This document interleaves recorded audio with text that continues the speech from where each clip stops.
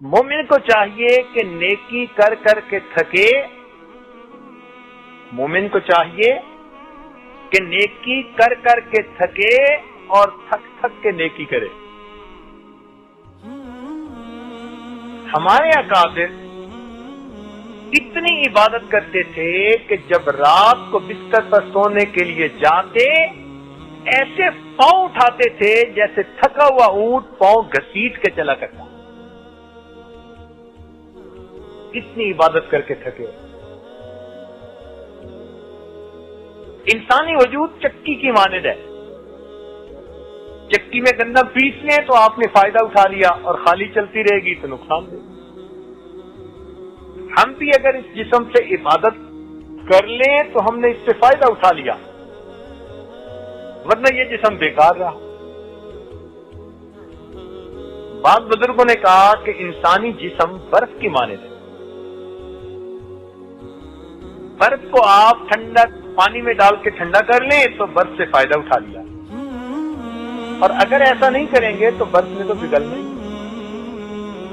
ایک بزرگ فرماتے تھے کہ مجھے ایک برف والے نے سبق سکھا دیا۔ انہوں نے کہا وہ کیسے؟ کہنے لگے میں بازار میں گیا تو میں نے ایک برف والے کو دیکھا کہ اس کی برف پگھلتی جا رہی ہے اور قدرتاً خریدنے والا کوئی بھی نہیں۔ اب اس کو پریشانی لاحق ہے کہ اگر کوئی نہیں خریدے گا میری برف تو پگھل گئی، میرے پیسے تو ضائع۔ تو کہنے لگے میں نے اس کے دل سے بڑی حسرت دیکھی اور بالآخر وہ کھڑے ہو کر بازار میں آواز لگانے لگا، لوگوں رحم کرو اس شخص پر جس کا سرمایہ پگھل رہا، لوگوں رحم کرو اس شخص پر جس کا سرمایہ پگھل رہا۔ تو یہ زندگی بھی سرمایہ ہے جو پگھلتی چلی جائے۔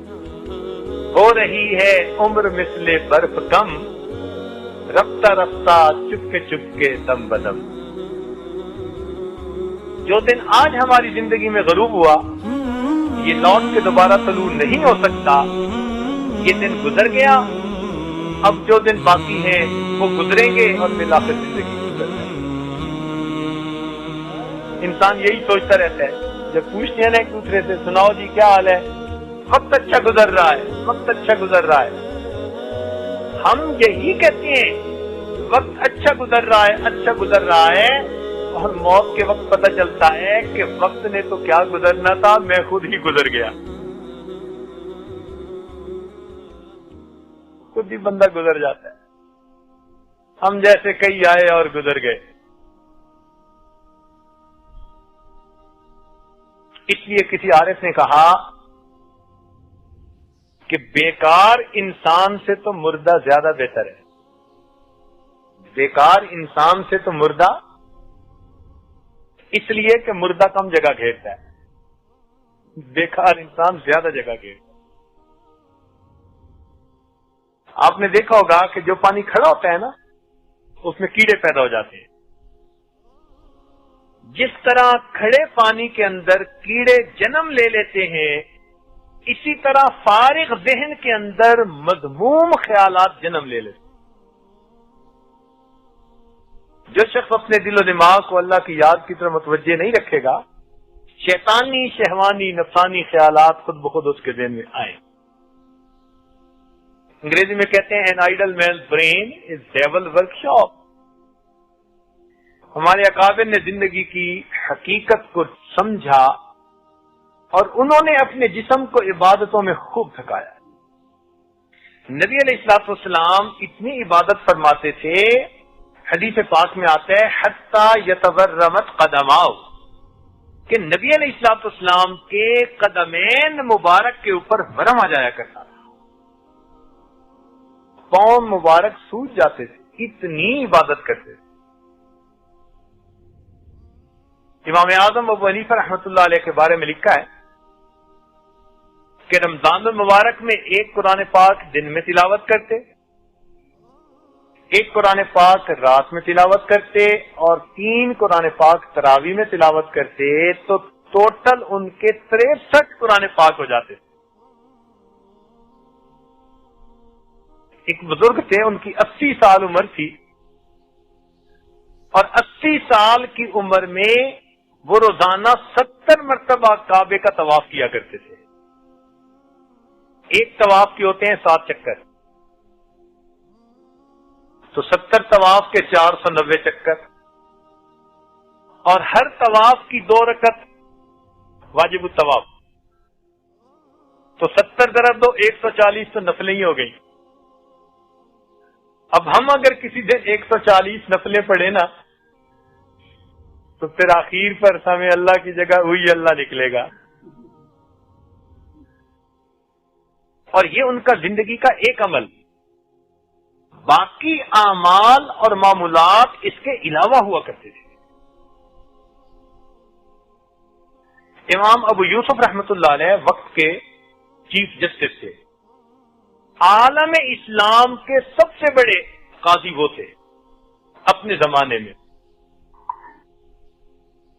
جو فتوے کوئی اور جواب نہیں دے سکتا تھا تو چلتے چلاتے جیسے سپریم کورٹ میں جاتے ہیں تو امام اعظم ابو حنیفہ رحمۃ اللہ، امام ابو یوسف رحمۃ اللہ کے پاس آیا کرتے تھے۔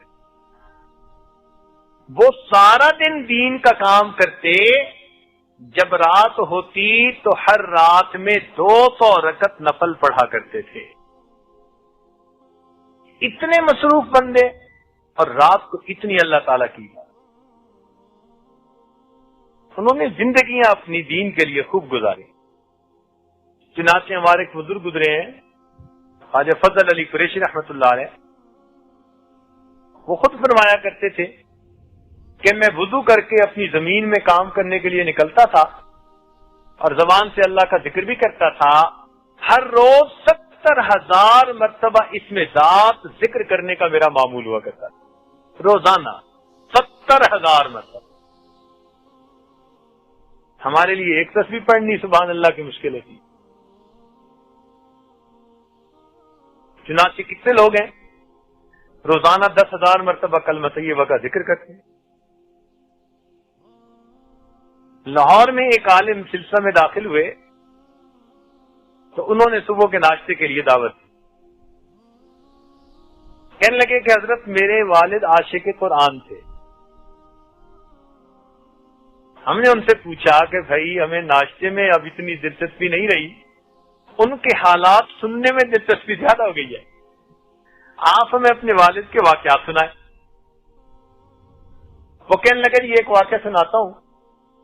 میرے والد گرامی کو کسی بزرگ نے بتا دیا کہ اگر 2 سال تک روزانہ ایک قرآن مجید کی تلاوت کرو گے تو قرآن مجید کا فیض تمہاری آئندہ نسل میں جاری ہو جائے گا۔ میرے والد صاحب نے اس کے لیے ارادہ کر لیا، روز قرآن پاک پڑھنے کا معمول بنایا، ایک قرآن مجید روزانہ پڑھنا، سردی گرمی، خوشی غمی، صحت بیماری، دیس پردیس، ہر حال میں انہوں نے روزانہ ایک قرآن مجید پڑھا حتیٰ کہ 2 سال مکمل ہوئے۔